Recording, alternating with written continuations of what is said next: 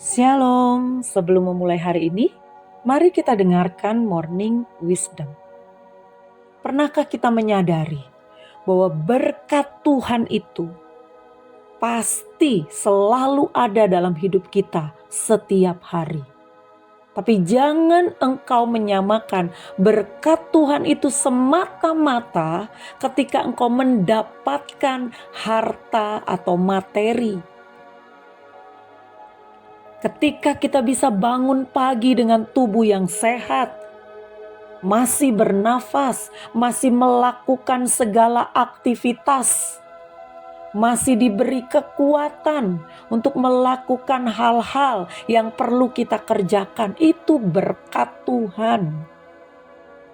Ketika kita masih bisa makan minum, tinggal di tempat yang cukup baik, kita masih bisa pergi kerja, kita masih bisa pergi ke sekolah, itu berkat Tuhan. Jadi jangan selalu mengaitkan berkat Tuhan dengan sesuatu yang kita dapatkan berlimpah, khususnya uang atau kekayaan. Atau hasil yang kita dapatkan itu besar sehingga kita bisa pergi ke luar negeri, jalan-jalan, tamasya, belanja-belanja. Hanya itu yang kita katakan berkat Tuhan. Kalau kita bisa bernafas tanpa tabung oksigen seperti orang-orang di rumah sakit, itu berkat Tuhan. Setiap kita pasti mengalami berkat Tuhan dalam kehidupan kita setiap hari. Tetapi kita harus benar-benar menyadari bahwa kehendak Tuhan, melakukan kehendak Tuhan, itu adalah berkat yang sesungguhnya. Kita dapat melakukan kehendak Tuhan, dapat menyukakan hati Tuhan, membuat Tuhan tersenyum di tahtanya dengan apa yang kita katakan dan apa yang kita lakukan. Itu adalah berkat yang terbesar dalam hidup kita.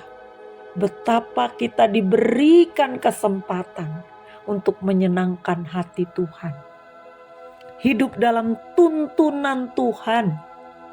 Percayalah, ketika kita hidup dalam tuntunan Tuhan, Tuhan akan memberikan roh hikmat, roh pengertian, roh pengetahuan, pengenalan akan Tuhan yang benar. Dan itu membuat kita bisa memutuskan segala sesuatu, mengambil tindakan-tindakan yang tidak salah.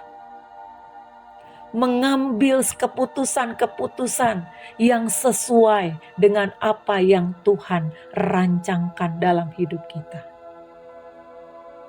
Makanya kita harus benar-benar bisa memandang itu sebagai berkat yang terbesar. Hikmat yang Tuhan berikan dalam hidup kita. Hikmat Allah itu adalah berkat terbesar. Karena Raja Salomo pun pernah mengatakan, dengan hikmat itu engkau bisa menjadi kaya. Hikmat itu memelihara engkau. Hikmat itu lebih daripada perak. Hikmat itu lebih daripada emas. Dan hikmat itu hanya bisa kita dapatkan ketika kita hidup takut akan Tuhan. Ketika kita hidup dalam tuntunan Tuhan. Yang berarti kita menempatkan kehendak Tuhan sebagai yang terutama dalam hidup ini. Seperti yang sudah diteladankan oleh Tuhan Yesus ketika dia berdoa di Taman Getsemani. Matius 26 ayat 39 dia berkata, "Ya Bapakku, jika sekiranya mungkin, biarlah cawan ini lalu daripadaku.